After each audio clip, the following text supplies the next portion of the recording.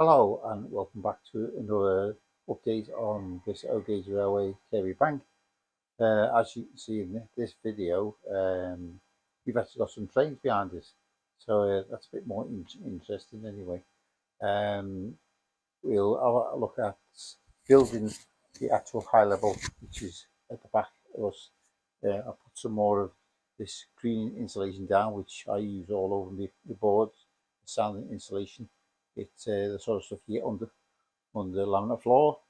And the other thing is comfort, which is an important part of this particular hobby. If you've got a shed, there's no good being freezing cold. You don't really want to go out in the shed. So I've fitted a Chinese diesel heater, which is in the workshop, and we'll show a bit of that.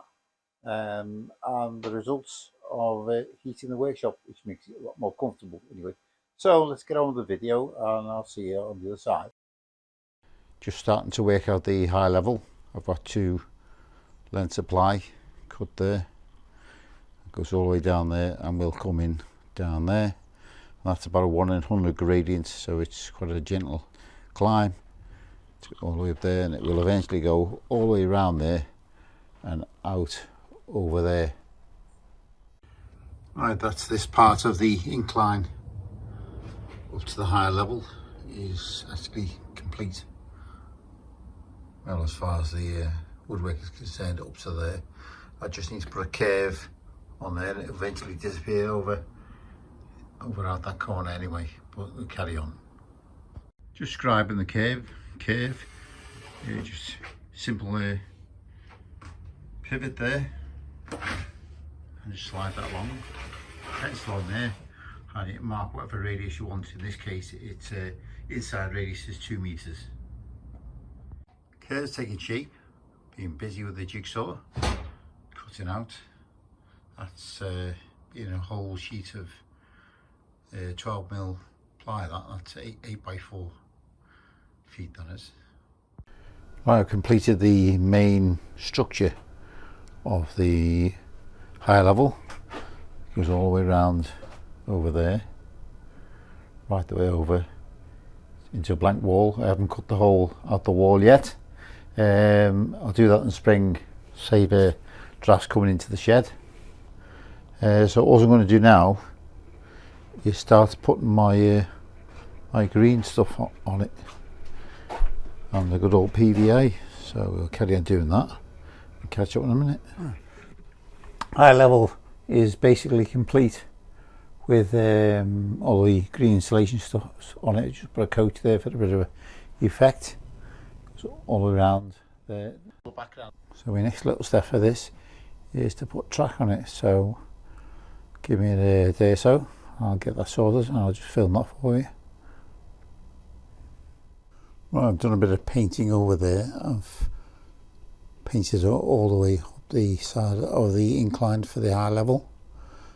I put cork on it over there and I've continued around here, so all the green underfloor stuff is now down. I thought I'd continue.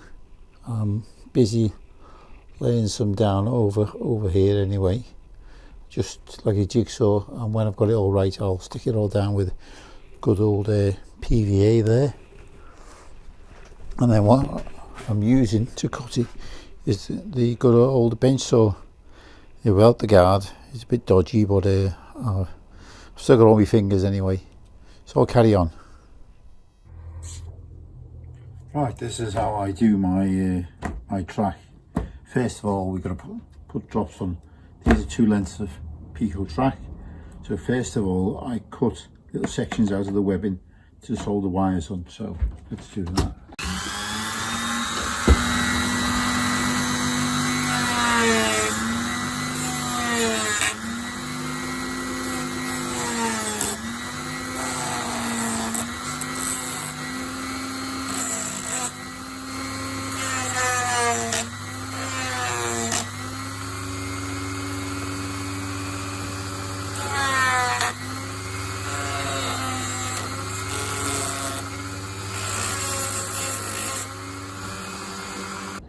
Then we get our soldering iron,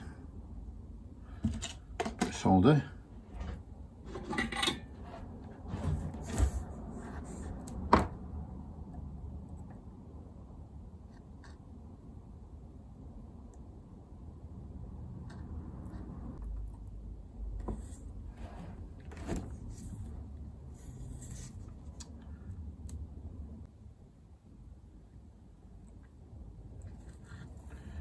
And don't forget this is O-gauge track, but you can do equally the same method on double O, which I have done in the past when I used to model in double O.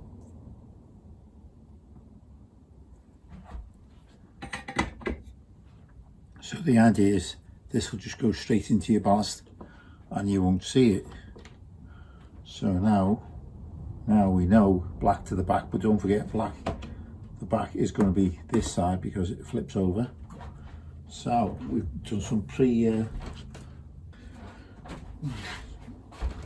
so this is orange. So I've allocated, each track will have its own colour so you can identify it. It's in the ends.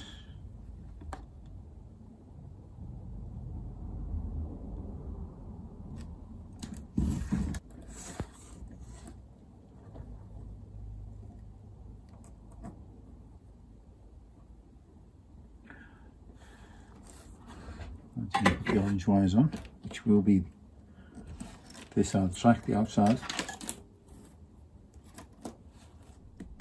Right, this is what I do when I'm joining my track together.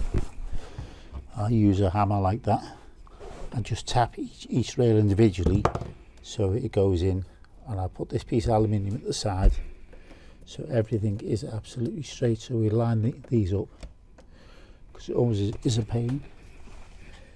And if you tap on the other end, you'll see each one go in.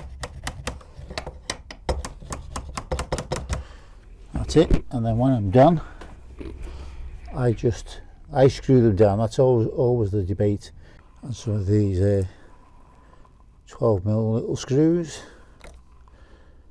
and just screw them down.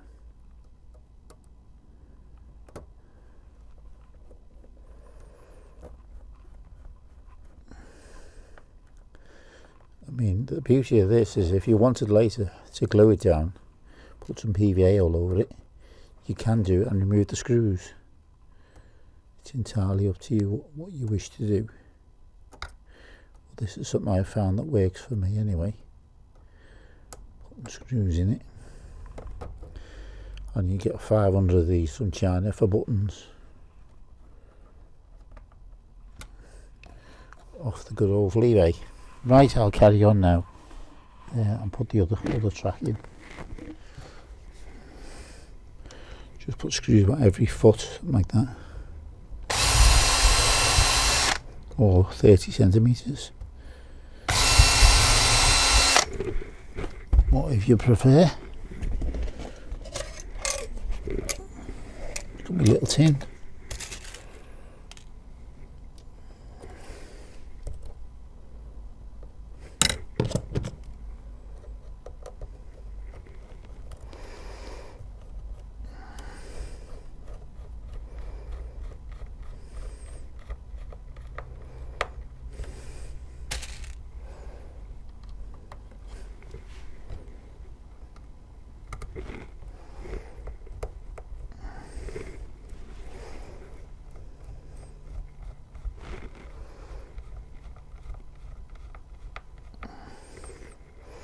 And when I've got all my track down, I'll just drill holes for my droppers to go in. Right, this is how I get my distance between my tracks. This is 15mm, this aluminium. We already know we've set it absolutely straight. So if we put this other piece of aluminium up against there, like that, and fix that in place with the drill and some screws. With the drill and some screws, it'll be fine.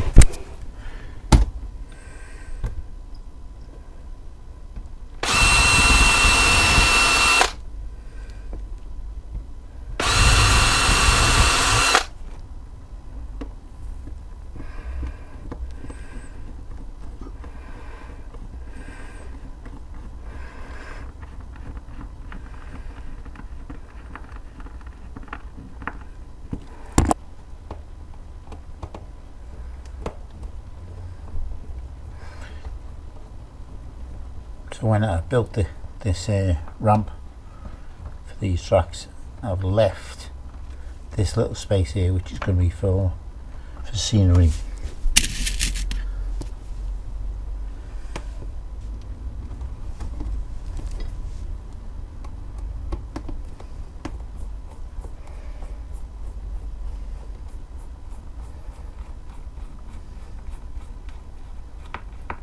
Right, so all you need to do then is slide up the aluminium to keep the gap, and then you get a nice even gap like that down the middle.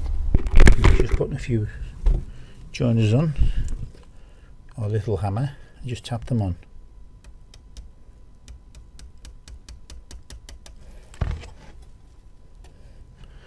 Same this one.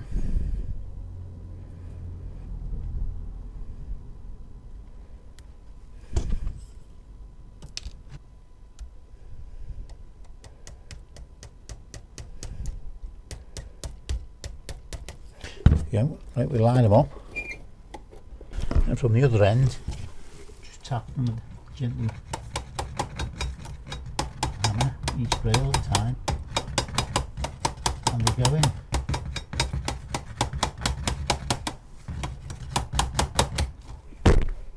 Right, just doing a bit of termination. This is board 3. There's 4 of these boards around the shed, and this is below the clock at the sort of house end of the shed. So all the track that I have put down so far, it all comes back to here to wire it all up. Because black are the commons there, which all terminate up here, and then you've got orange, which is the outside of the high level, which is there. Those 3 will terminate, and the greys or the inside, and they'll all terminate along these blocks. Now I intend to do block detection, but at the moment everything is just linked together, so everything will work. But in the future these will all be separated out and put into some kind of detection unit, and then eventually we'd like to run something like iTrain on it anyway. So for now we're just connecting everything up, and we'll just carry on.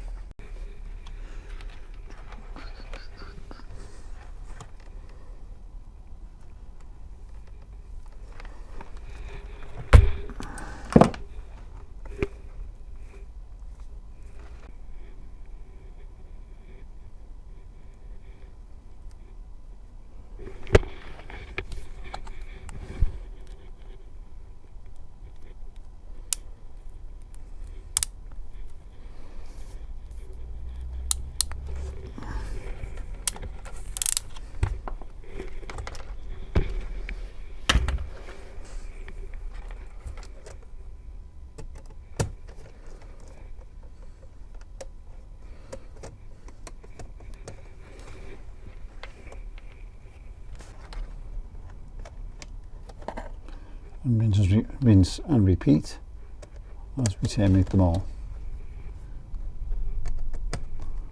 I got the idea for all these blocks from Charlie Bishop, Chadwick. Right, to terminate all my wires, and all the little labels are on them, so I know what's what, and all you need to do now is test it, make sure we've got everything wired up correctly, and see if we can run a train on it. Right, this is the first train to run on the main layout. It's what will be platform 1.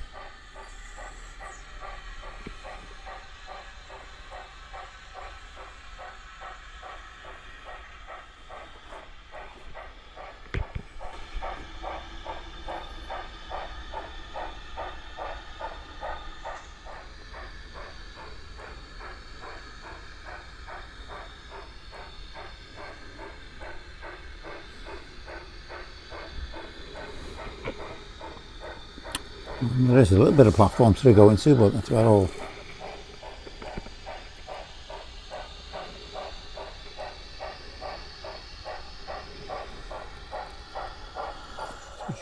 So this is Delta 10 coaches standing start from 100. There's only 10 metres of track here in total, so we can't go that far at the moment. This is just a bit of performance testing.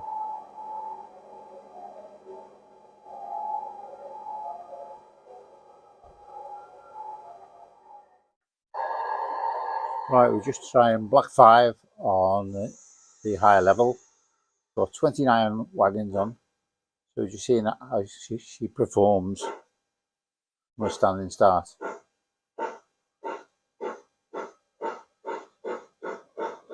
That seems to go very well.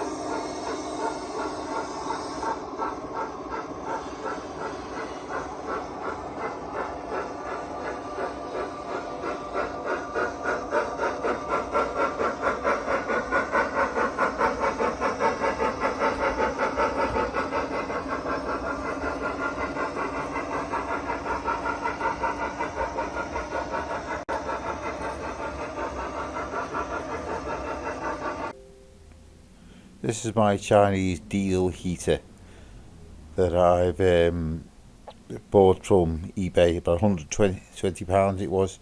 I'm connected up to this gate valve, which will send it either to the workshop or to the main shed. I've constructed a tray there which will take the elephant trunk silver ducting, which will then be piped through the hole there into the workshop. So it'll be nice and warm, keep your toes toasty. This is where it comes out into the workshop. There'll be a desk there, so the heat will be coming out underneath. It'll be nice and warm. I've constructed this is the insulated ducting that I bought to pipe the hot air from the workshop into the shed, and this is where it actually comes out into the shed. I put plenty of insulation on top of the silver ducting to keep the heat in. I'm just finishing off there, just putting all the tops on and more insulation in. Why don't you join me in the workshop? Well, no, this is the workshop. This is actually in the garage because I'm busy modifying this Chinese diesel heater. What I'm doing currently is moving the fuel pump from inside this location to outside there. I'm fitting a fuel filter and a better hose or better pipe. This is like more of a solid pipe, because this was the cheap flexible stuff that was actually with it. And I watched a couple of YouTube videos and this stuff isn't that brilliant. That's why I'm changing to this stuff as well. Also, I'm moving the control panel, which was stuck on that side of the unit, so I can put it on the wall on the outside of the unit, and it's easier to see with being a LCD display. So let's get on with some modifications. Right, we've finished modifications now. It's just in its raw state. I'll put the pump outside because you meant to have it, well, according to some YouTubers anyway, you meant to have it in a vertical position, and also it's easier to see what's going on. You'll see fuel in the fuel filter, which it didn't have a fuel filter before, so that's a lot better. Also, I cut the wires from and fed them through, as you see where I've joined there. So that means that now you've got a length of wire to mount this on the wall on a higher position, more near eye level, to make it a lot easier to see. So I'll put it all together and we'll take it to the workshop. Right, heater's in and heater's all plumbed in, ready to go. Primed the system. So all we need to do now is press the go button and on. So let it fire up and we'll see what it does. Well, it's been running for best part of an hour now, and it's managed to raise the workshop temperature from 10 degrees up to 16 degrees. So that'll keep me nice and toasty throughout the winter anyway. Right, so I hope you found that informative and useful. Thank you for watching and getting this far in the video. If you do the usual things, which is click the like button and subscribe, it'll be very useful, helps the channel to grow. So at least in your knowledge you can know that I am now nice and warm in the shed anyway, thanks to the Chinese diesel heater, which is a very economical piece of a kit, only 120 quid I think it was, and I can run it on low, and I can get a whole day's worth of heat out of it. So nice to be nice and comfortable anyway. See you in the next video.